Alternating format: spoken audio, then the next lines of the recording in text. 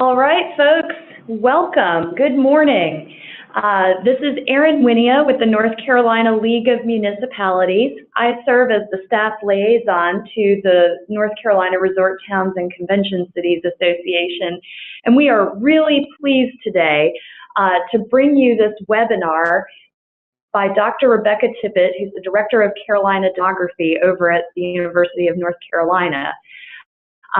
She has done, and she and her colleagues, a fantastic study that was commissioned by RTCC, dealing with the impacts that communities that have to accommodate seasonal bumps in tourism. The study deals with the impacts to their fiscal bottom line, as well as the level of services that they have to deliver. And we were delighted with the results of the project that she and her colleagues delivered, and she'll be walking through those findings for you today in this hour-long webinar. I'm going to turn it over to Dr. Tippett in just a moment, but I did want to let you all know a couple things about the technology. Hopefully you see that there is a Q&A box. We'll be able to address questions and answers at the end of the presentation. And Dr. Tippett is actually doing this from her office in Chapel Hill, whereas I'm sitting here in Raleigh. So this is the miracle of technology today, y'all, that we are able to co-host this virtually, being in two different locations. And so what I'll do at the end is, if there are questions and answers, once she's finished up with the presentation, I'll go ahead and read those out loud and then let Dr. Tippett answer them. So without further ado, Dr. Tippett, take it away. What we're really talking about today is the fact that we have a lot of great data about the benefits of tourism, and that's talked about at the state level, the county level, and often the local level. But what we often don't have as clear of a picture of are really the flip side of the benefits, or the challenges and the investments that need to be made to get those benefits from tourism. So we're going to do a big picture overview of how we went about trying to make a data-driven approach to better understanding some of these issues. So first and foremost, just the landscape of tourism in North Carolina. In 2015, we kind of had a biggest annual number of domestic visitors, 55 million estimated travelers to North Carolina or within North Carolina during that fiscal year. And I'm pretty sure that the most recent estimates may be even higher than that, with a record $21.9 billion in estimated domestic visitor spending during that time period, which their estimates are that generated nearly $2 billion or $1.7 billion in state and local tax revenues, with $1.1 billion going to the state and another $661 million in local revenue. Not only does that directly generate revenue, but it also supported an estimated 211,000 jobs that provided over $5 billion in wages. And these are kind of the top level directly quantifiable impacts that tourism has, but we could also argue that tourism has some indirect benefits to the state that are harder to capture in some of these standard metrics. For example, we know that 90% of visitors to North Carolina drive, which means that as they're traveling from their origin to their destination, there are potential follow-on impacts of their trip. You know, they might stop at a farmer's market or get gas on the way or stop to eat at a restaurant that are not going to be as immediately visible, but will influence those communities. We also know that some individuals who work more with municipal mayors in larger cities have said that they definitely see, employers see the proximity to high quality tourism destinations like the mountains or the coast are a quality of life benefit and can help employers attract talent to the region, because both Raleigh and Charlotte are a day trip away from two really great, scenic options and a lot of other tourism options in between. And the other thing that we know from past general demographic research is that places that become tourism destinations and develop strong tourism economies can often over time turn into migration destinations, particularly for retirees. So developing a tourism economy can 10, 20, 30 years down the road actually grow the overall permanent population of a place as individuals who've been regular visitors over their lifetime decide to retire to a place that they know and love. But these are all, as we've talked about, very visible benefits of tourism.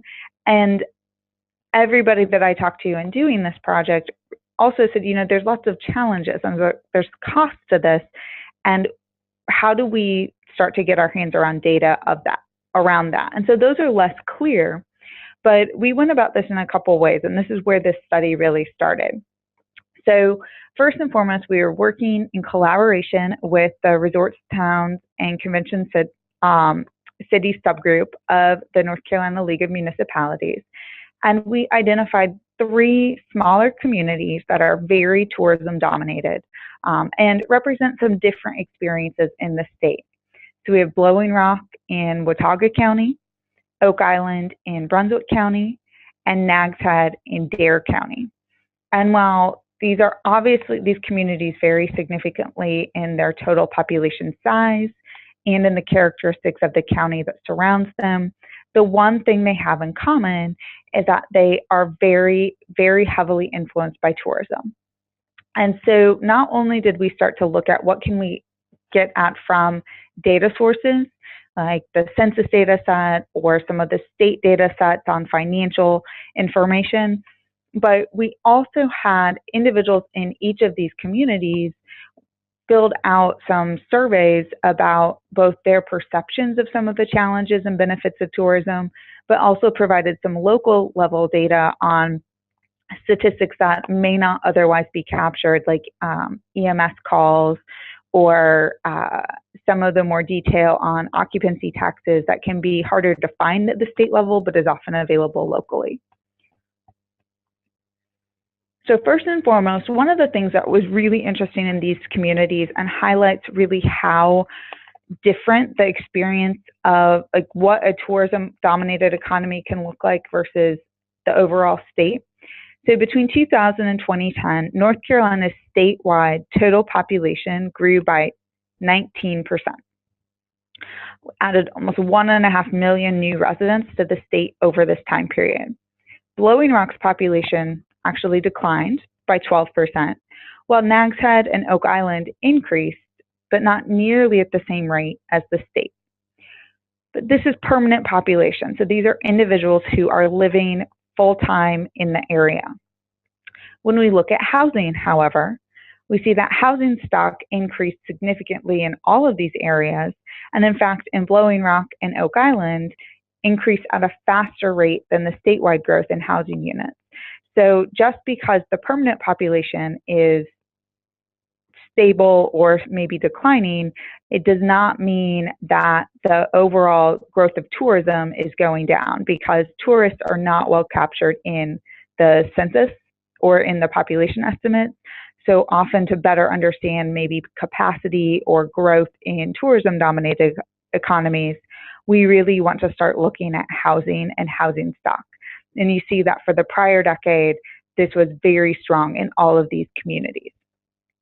And local leaders definitely emphasized the importance of tourism. So Ed Evans, town manager of Blowing Rock, for example, said in email correspondence with me that Blowing Rock is tourism. Apart from tourism, Blowing Rock would not thrive. So individuals know that tourism is vital, they're investing in tourism, but it also means that the data that we typically look at to understand how and why a community is changing often does not immediately tell the story of tourism places in the same way that it will in a community where tourism has a much smaller impact. So for example, when we look at statewide, less than 1 in 20 housing units is vacant for seasonal use. But when we look at all of these 3 communities that are tourism dominated, over half of local housing stock is vacant, and it's vacant specifically because it's for seasonal use. So this means that we're having a lot of, ins and outs, and that the population can swell significantly when those housing units are filled. Additionally, we see that tourism has a significant impact on local employment. Statewide, about 1 in 9 workers are employed in the leisure and hospitality sector. In Blowing Rock, over half 53% of all workers were employed in leisure and hospitality, and more than 1 in 4 workers in both Nags Head and Oak Island were employed in this sector. And the other thing that's typically pointed to, that we also see very high local revenues in these places. So very high per capita municipal revenues. Statewide, the average municipal revenue was just over $2,000 per capita for all North Carolina municipalities. In Blowing Rock, it was nearly $9,000. In Nags Head, it was just over $7,600. And in Oak Island, it was nearly $4,700. So we're looking at more than double to nearly 4 times the average per capita resident of municipalities statewide. Some of this is because we can't capture all the people there, but it also doesn't account for the fact that their expenditures and investments are equally high when we compare to statewide averages. So typically we just see a focus on revenues, but if you also look at, which is just ends, but if you also look at the expenditures and the cost of maintaining the services in these areas, you see that things begin to look very balanced in this case, as per capita expenditures are significantly higher than they are for other North Carolina municipalities. The other thing that we do know, and it's also underpinning why these per capita numbers are so high, is that the impact of seasonal residents and tourism traffic is not going to be captured in the population estimates or the census counts because they are not considered permanent residents. But those are individuals that are going to a place, they are being served by, both workers and services in that area. They're often placing demands on, local infrastructure, local safety personnel and government services that are not going to be well captured by the ways that we typically think about a resident population.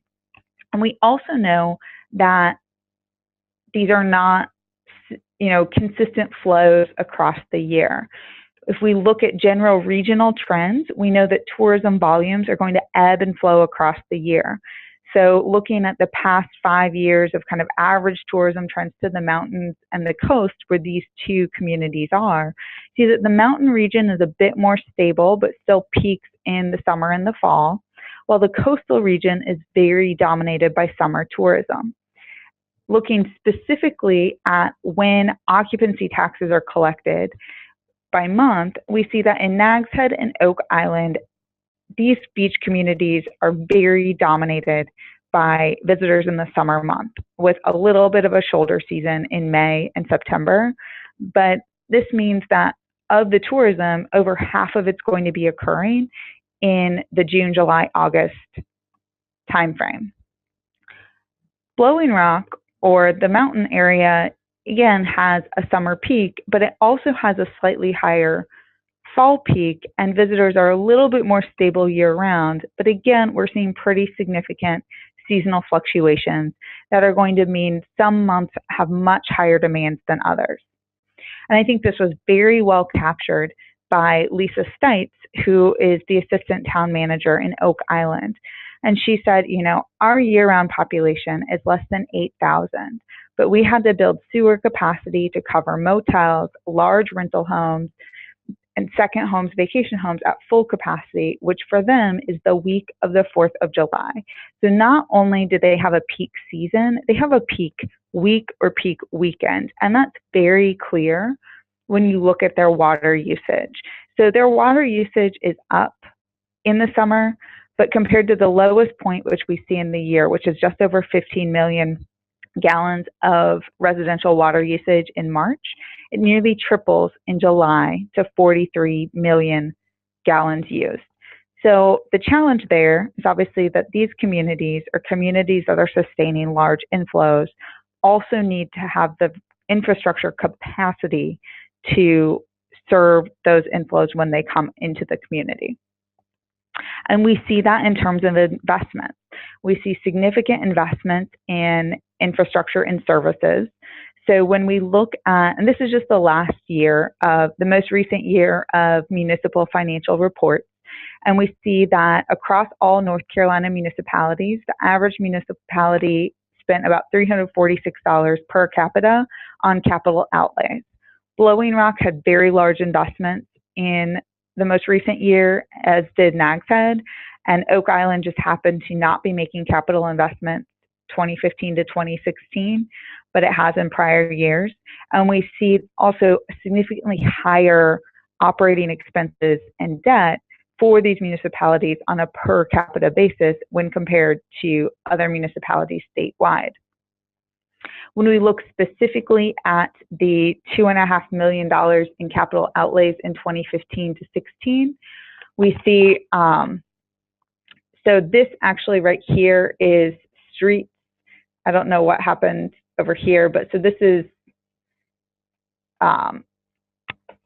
streets, but you see most of it's on public buildings.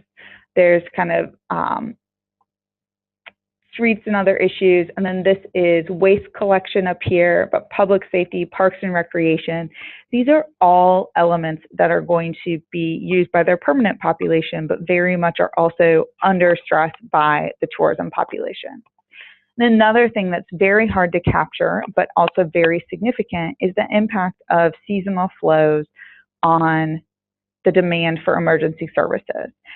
This is particularly for the beach communities, where not only do you have individuals who are, a lot of times on vacation are drinking, possibly driving, which is its own challenge, but you also add the additional challenge of beach activities, sharks, other jellyfish, lots of other things going on in these communities. And of course, the bigger picture investment in the personnel that need to clean the beach, maintain the beach, and the cost of beach renourishment for the communities where the beach is a large aspect of their tourism economy.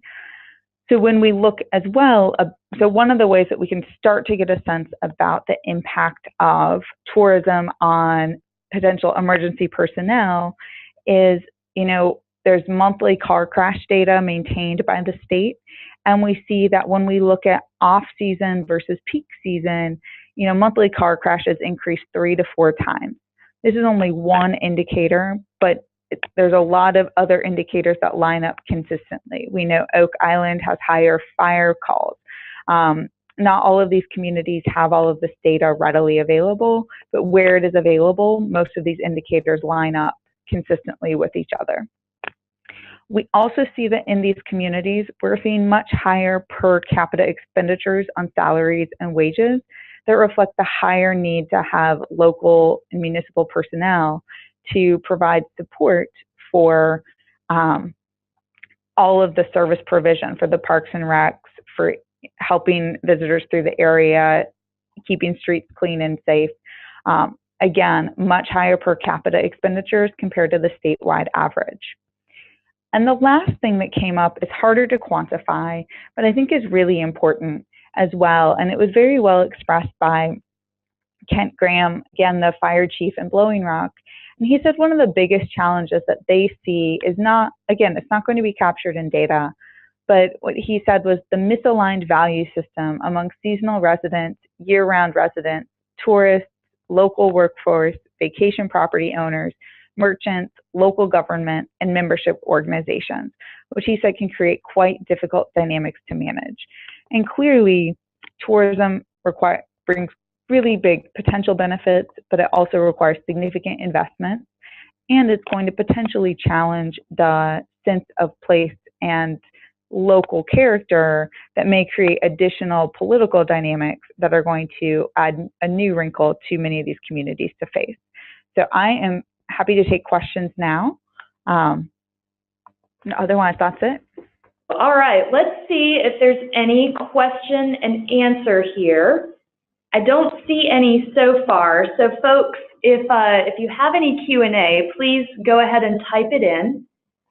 I should also say that I have a written copy of the report that I think I've shared the PDF with Tony McEwen, and I am happy to send a PDF copy of that to anybody who is interested. Thank you so much. We'll make sure to distribute that because I know it'll be valuable for folks to refer back to. We do have one question that's come in, and they ask, what was your methodology for collecting data? Is that accessible? Okay, so the methodology was, there were kind of two aspects to it. The first and foremost was really going to a couple of different, both federally and state maintained websites. That includes the Census Bureau's website, which has information on housing and population growth and population trends. That also includes some of the census maintained information on employment and employment by municipalities, which can be accessed either via the Census Bureau or also from the, I believe that the Labor and Economic Analysis Division at the Department of Commerce has some great statistics that can be downloaded there. The other two main data sources that I used for this were Visit North Carolina's website, which has a lot of information on the fiscal and economic impacts of tourism, and the state treasurer's website, which provides annual information that is reported by municipalities on their expenditures, on their revenue, on the, where they're getting their monies from, where they're spending their money, and what that is per capita. So that was a key resource. But the other key part here required information from local partners who provided monthly estimates on information like the monthly EMS calls that occurred over the past multiple years by month, water usage by month, other statistics that if people want a full list, I'm happy to send them, but that was something that it was a combination of federally and state maintained resources that are available for all places, coupled with things that are not maintained systematically across places, but may be locally available. Great. We've got a couple more questions here that are related to the data. So let me ask one that I think is a good follow-up question. Were you successful in finding any information for origins of visitors in-state versus out-of-state? So that is a great question. And that is where the state publishes a report that has regional information. So we can really only say stuff from kind of a big picture regional perspective. For example, we know that for the coast, that some of the largest media markets or, source of visitors are from the Triangle. We also know that Charlotte is a leading sender for tourists to the mountains, a little bit more than the Triangle. So we do see that proximity matters. That definitely a lot of domestic visitors are coming from nearby places. But when you look at some of the out-of-state visitors, the state does have information on that. But again, it's not at the local level. It's at kind of the coast, mountains, and Piedmont level. But you do see, for example, the stereotype of Ohioans going to the Outer Banks for their vacations is definitely borne out by the data. And that, again, is publicly available on the Visit North Carolina website, and I think it's on the statistics section. Great. That's definitely a good resource for everybody to use. Here's a somewhat related question about data. How different do you believe the results would be for a larger city, such as Wilmington, that has an economy beyond tourism? That's really hard to say because I didn't look at that for this. So I think it would be it's a lot harder to tell the story in those places because there's so many potential factors that are going on that, these communities are kind of ideal types of what it means to have a tourism economy. I think that where you would want to start to look in some of the larger places who know that they're impacted by tourism, it would really be where you'd need to start to bring in demand data and utilization data of local services, particularly, in room occupancy, so that you can better get a sense of, maybe the number of car crashes, or if there's a good local way of understanding like where congestion is occurring or average drive time. what are some good local indicators that help to capture some of the challenges that are going on there? Because also what is specifically bringing tourists to a place may mean that different places have slightly different indicators that are more meaningful to them to track, that are going to require different types of investments made. And I think the one challenge of a bigger city or a bigger place is that there is the potential that tourism is less seasonal, but that the demands of tourism may slightly vary by season. But that's where I think a deeper dive and exploration would reveal some of those things. But this gets to where a lot of this becomes much more locally specific, and it's harder to say one big picture applies to all. That certainly makes sense. Certainly makes sense. Thank you. So kind of shifting gears here, I've got a question that asks if you have a slide or maybe just information that you can share with everybody now that would show the increase in police calls. So I was not able to get that information from, so I don't know a place where that is reported, and I believe that I got some information on fire calls from Oak Island, but I did not get information from the other communities participating on that, so it was not incorporated into the report because I wasn't able to really draw a complete picture with that. So if I had it, it would be here, but I don't have great high quality data on that to share. Right, right. And certainly, I mean, the questioner is right that that would be a great way to measure an increased level of service demand. Yeah, thanks for the question. Yeah. And another thing that's come up, and again, this is where that I think is a great way to try to illuminate things. And if I had it, I would love to look at it. But something that also came up was in, for example, mountain communities. I was speaking with someone out in far western North Carolina who was a judge, and he said, we get a lot of break-in reports in the spring, in the late spring and early summer, and it's not because that's when break-ins are occurring, it's because that's when individuals are coming back to their second homes and finding out that in the few months that they were gone, they've been burglarized. And so that is kind of one indicator that shows, okay, people are back, but it means something very different in that local context. It's not necessarily a crime wave is occurring.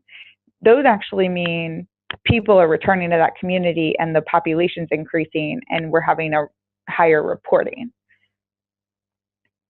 That's fascinating. Yeah, thanks for sharing that. Here's a completely different question. Did you compare housing and population data to counties in which the cities were located? I mean, I have it. I don't know that I looked at it exactly. Now I'll have to look at the full report. I think I pulled it. I did look, for example, at the share of employment. No, that's pretty straightforward data to find. Dare County and Nags Head are going to be more, I will say off the top of my head, Blowing Rock will be more different than Watauga than, to some extent, than say Nags Head is from Dare. Because Watauga, the presence of Appalachian State is a huge institutional player in that community that kind of counterbalances the impact of tourism in the overall county growth. So, yeah, I mean, yeah, it's there, it's available, it's freely available at the Census Bureau's website or through some of the state data portals. Like login to North Carolina would be a really quick and easy way to pull some of that data. But like I said, it's kind of the individual communities. Like Brunswick County is really different than Dare, which is really different than Watauga. And even though these communities share similarities, the parent county is very different and has very different economic and demographic drivers. Got it. Got it. Folks, if anybody else has questions to to ask if any of this has sparked something in your brain, go ahead and type it into the Q&A box. There are 2 more questions remaining, but Dr. Tippett, these actually are probably more league questions than they are for you. So I'll go ahead and take a stab at them. The first one is talking about occupancy taxes and asking if we can explain why we can't use occupancy taxes to help cope with these additional costs. And that is a great point. That is the truth. That's the way it is right now in our state. And the reason is because of our state laws and how they limit the use of occupancy taxes to very specific tourism-related expenses that are really more driven at marketing and publicity than anything else. And so for this questioner, I would just say that that's something that league members have identified as a policy goal to pursue at the General Assembly. We did have some success with that this session. There was kind of a breakthrough on that in a few communities because occupancy taxes right now, the way the laws are made, it's all local. There's a local act. And there are several communities that now have been given authority just as of a few weeks ago to spend occupancy taxes in different ways that are not just on the marketing. And if your community is interested in that, I would encourage you to get in touch with me or some of my colleagues here at the League, and we can kind of talk you through some legislative strategies on how to go about pursuing that change in law. It is something that the tourism industry generally is going to resist. So there is some opposition to, a pretty strong, well-funded opposition to how you would fund those types of projects. So great question about occupancy tax. It's really more of a policy issue for the General Assembly. One more question that came in is talking about how we can further disseminate this great information that Dr. Tippett has given us. And I think there are a variety of ways we can do it. We have recorded this webinar, and so we would be able to make that available to anybody who wants it. And then, as Dr. Tippett said at the beginning, the slide deck can be available also in a PDF format. We can certainly get that out to the resort towns and convention cities members' contacts, and then you all can decide the best way you want to distribute that. And I think it also would be appropriate for the League to just kind of put in a little mention in some of its weekly communications that the study has been done and it's been really effective at showing the increased level of service demand in these communities. And we can encourage everyone to take a deeper dive and a deeper look at that. I will also tell those of you who are RTCC members who are on the call right now that the RTCC board does have plans to communicate this with legislators as well so that they're more aware of what's going on. And so they've been talking about that and have just kind of been waiting for the right time to get that information in legislators' hands. And maybe now that they're going into more of an interim stretch, their attention can better focus on this. This is a good time to be thinking about that. So I think while I've been talking here, there's been a few more questions that have come in. So let's see what that, yep, we've got one more question here. And Dr. Tippett, I think this is for you. Of the $1.7 billion in revenue, how much is the state reinvesting back into the communities who generated it? So I will say that 1.1 billion of that is state taxes. So that is however they are using state taxes.